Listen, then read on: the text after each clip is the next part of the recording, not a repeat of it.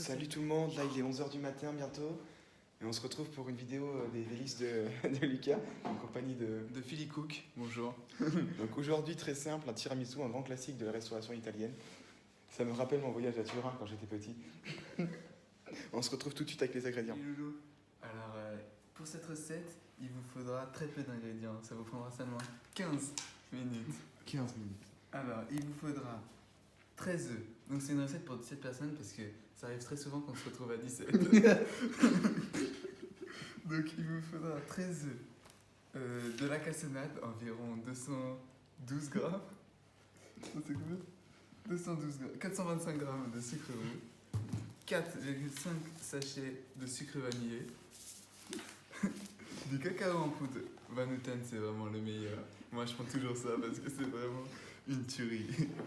Et environ 102 biscuits. Boudoir.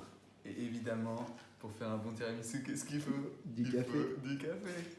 Petit conseil les loulous, votre tiramisu sera encore meilleur si vous utilisez des boudoirs faits maison. Malheureusement, nous n'avons pas le temps aujourd'hui, donc nous utiliserons ceux de la grande distribution. Vraiment, last but not least, la mascarpone. Ici de la marque Pâturage, une marque qui sent bon le savoir-faire français, ou italien plutôt. Coucou. Du coup là on va séparer les blancs des jaunes. Bon, pour ce faire, on casse l'œuf sur le rebord du saladier en ouvrant deux. Oups là, il a failli tomber. On sépare, on sépare, on sépare. Et hop, le jaune il va à droite. Et on renouvelle l'opération jusqu'à ce qu'il n'y ait plus d'œufs. Donc on continue. Hop hop hop. On le coupe en deux. On évite de faire tomber les petites coquilles dedans. Sinon ça ferait des coquilles dans le gâteau final. Et ça on ne veut surtout pas. Hop, hop, hop, hop. Et voilà. On vous laisse et on vous retrouve une fois que c'est fini. C'est trop dur. Ça fait du bien. Du coup, après avoir séparé 13 jaunes de 13 blancs, nous allons verser 425 g de cassonade avec les jaunes. Et 4,5 sachets de sucre vanillé que nous allons ensuite battre avec un fouet. Allez hop, on s'active. Après avoir touillé, vous devriez obtenir une pâte bien lisse et homogène.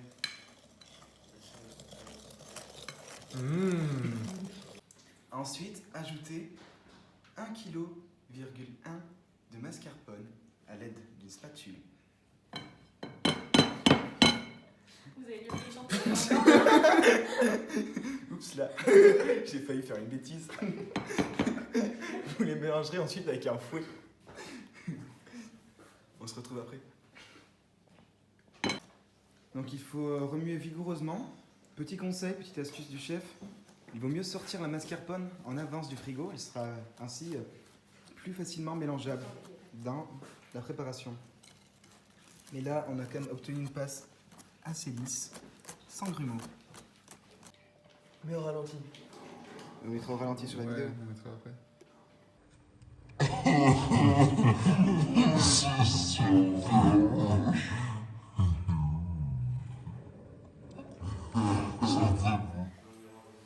Buongiorno. Bonjour, je m'appelle Apolline Guigny.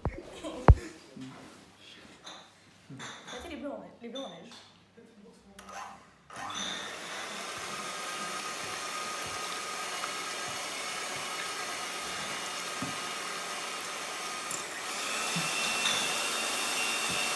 C'est 15 minutes comme ça dans la vidéo. Vraiment en temps réel et avec le son.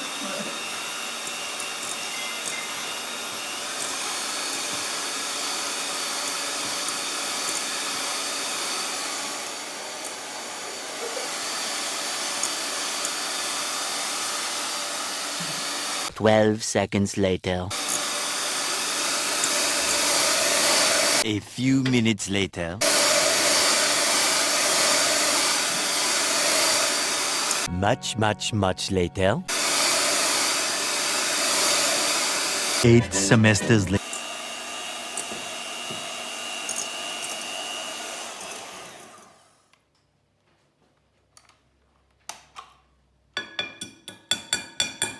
Très bien.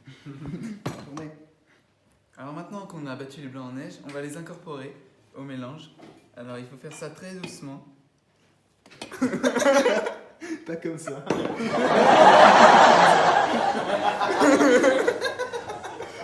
Et maintenant il faut remuer de façon très douce. Et en passant par-dessus pour que les bulles d'air restent bien dans le gâteau.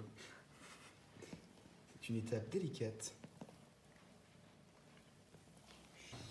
Alors, comme vous savez, le hip-hop est né en Italie, donc pour cette petite interlude, pendant que le café refroidit, on va faire une petite pause. Je connais pas le scénar, j'arrive sur scène, t'applaudis quand je acte, c'est real. Tu cours après des boules, mais t'as des bills. Je suis précis comme gars des boules, c'est ma classe, elle vient de Kanye. Je te laisse pas respirer, je boxe que sur du heavyweight. J'arrive sur le ring comme Mike.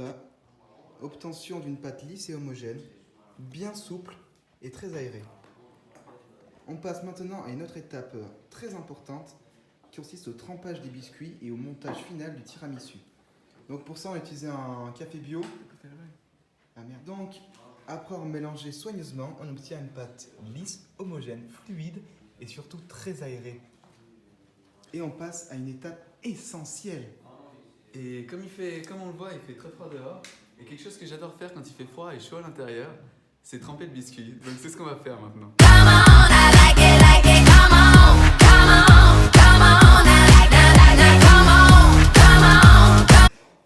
On prend le biscuit, on va le tremper, mais pas très longtemps, faites attention. Faut pas que le biscuit soit tout raplapla. Hop, un aller-retour et c'est bon. On égoutte et on vient déposer délicatement le biscuit cuillère au fond du plat. Et on répète l'opération jusqu'à obtenir un fond homogène de biscuit cuillère. A tout de suite. Après avoir généreusement trempé le biscuit, nous allons recouvrir la première couche avec notre mélange précédent. Pour cela, vous pouvez utiliser une louche. Hop, une belle louchée. Et vous allez généreusement recouvrir le biscuit. Yummy, yummy, yummy. Et on répète l'opération jusqu'à obtenir un nappage complet de la première couche de biscuit. Essayez de me répartir équitablement votre préparation. Un tiers, un tiers, un tiers. Car il y aura 3 couches de biscuits et de crème. A tout de suite. Alors maintenant qu'on a fini de faire toutes les couches, on attaque la dernière couche et on recouvre les derniers biscuits. Hop, on y va toujours avec beaucoup de douceur. Après avoir trempé le biscuit.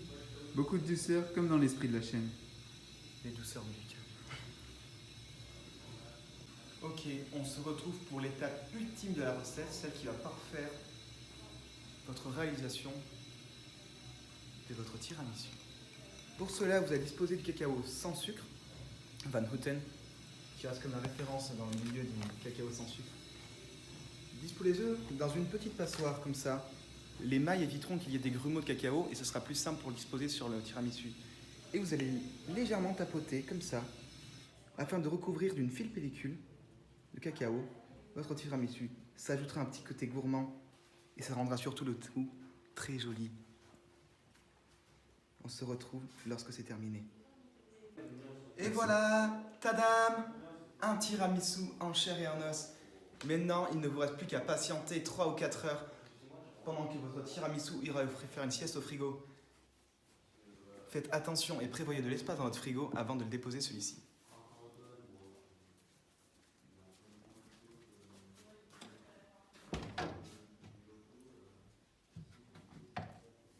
On se retrouve dans 4 heures pour la vidéo dégustation. Salut tout le monde, du coup on se retrouve. Le gâteau a eu le temps de reposer au frigo pendant 6 heures. Et la petite surprise, un deuxième gâteau est présent. Voilà, donc on a eu le temps de bien s'amuser cet après-midi. Les gâteaux ont pris forme et là on pourra les déguster, il est 18h. Je laisse Philibert couper la première part. Le Philippe Cook. Oui, la découpe est aisée. Est-ce qu'il a bien pris?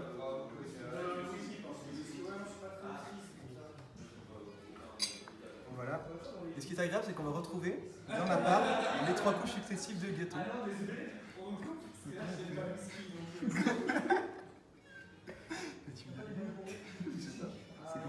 C'est dessous. Un gros plan. Wow. Tu peux couper maintenant, c'est gênant. Donc, petite vidéo réaction de Philly Cook. On passe à la dégustation.